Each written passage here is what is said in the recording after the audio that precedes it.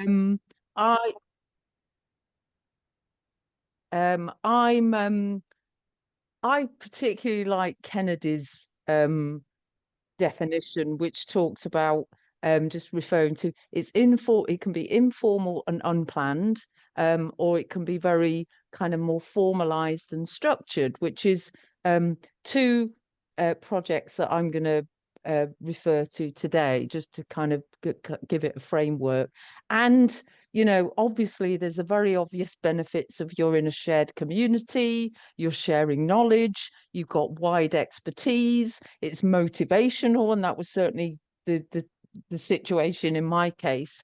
But I particularly like Fitzpatrick, Costley, and Tavakoli's mention of extending our expertise beyond EAP, and I think that's very much the cases that I'm going to talk about, and what I learned from them. So I'm going to talk about two projects that are interrelated.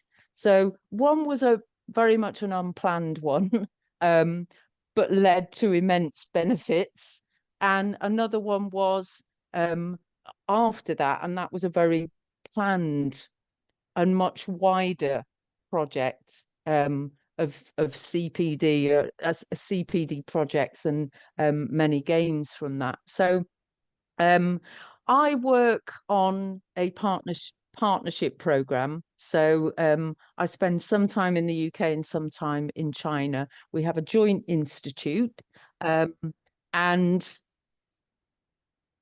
there's a team of us, there's a team of academics that come out here, and then there's a team of EAP teachers. And we work together and deliver MA programs and undergraduate programs in China. Now, COVID put paid to that, so we had to all go online. And one of the difficulties was that students weren't getting enough communication, authentic communication. So we this was a bit of an issue for me. So I set up online socials, and then the students that managed to get to the UK in their second years sort of seeped through the cracks during COVID in China.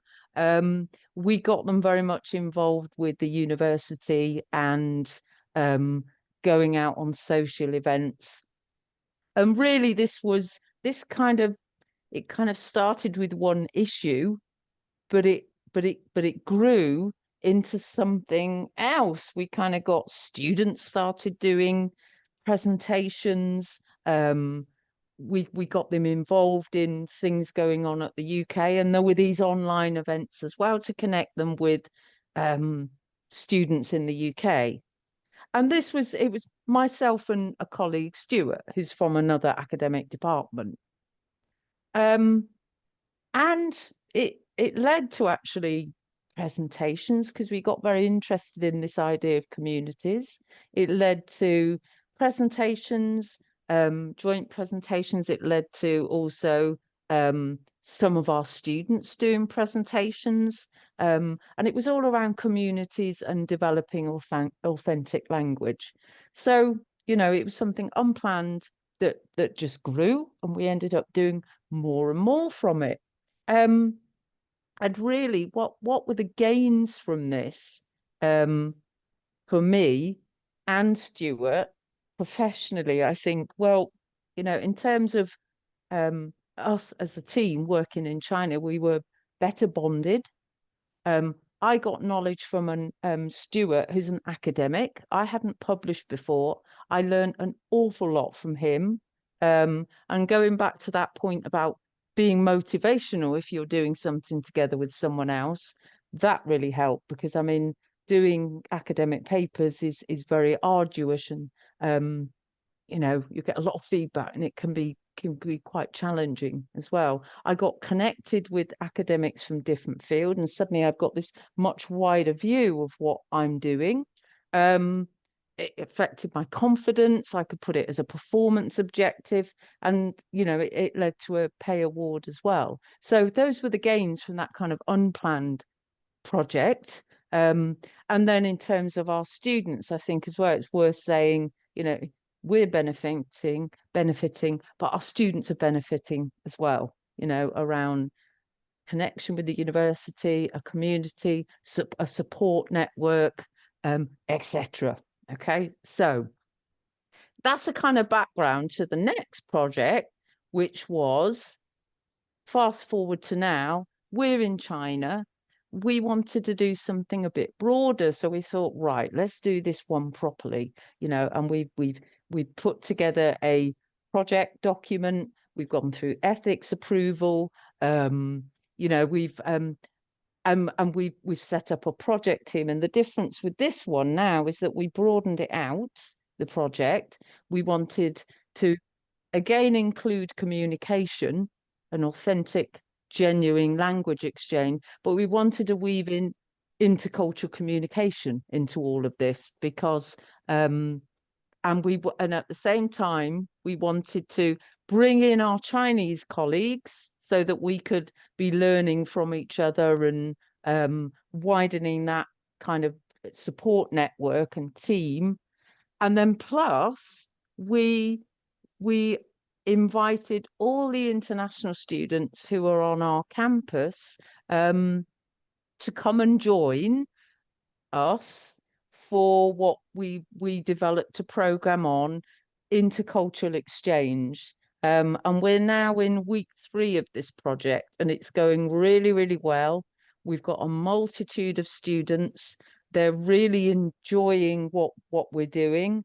Our research element of this is that we've given a focus group of 16 students surveys to begin with, and then what we're going to do throughout is test whether they think their English is improved, whether their and also whether their intercultural competence is improved. So, you know, this is really grown, and you know, so far so good.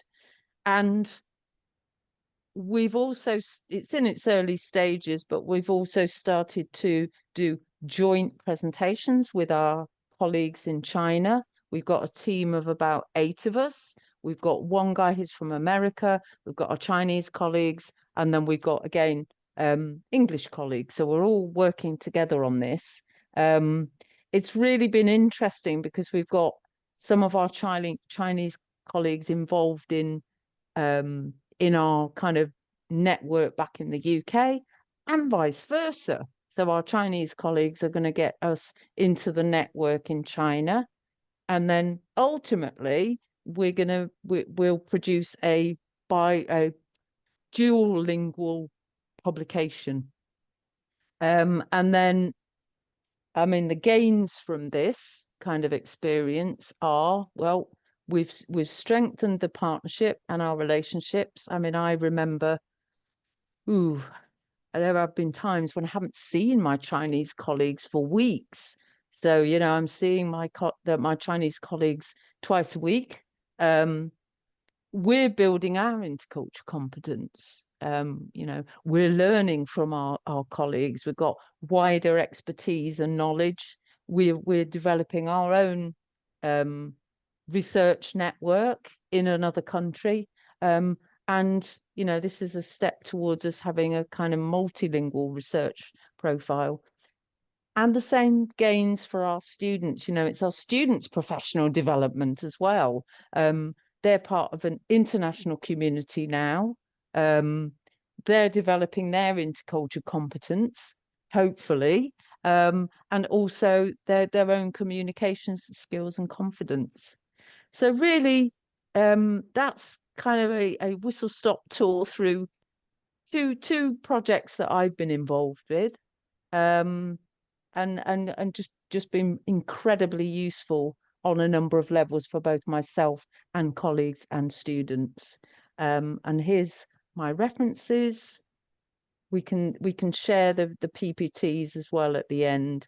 So I will now stop sharing and I'll hand over to you, Simon.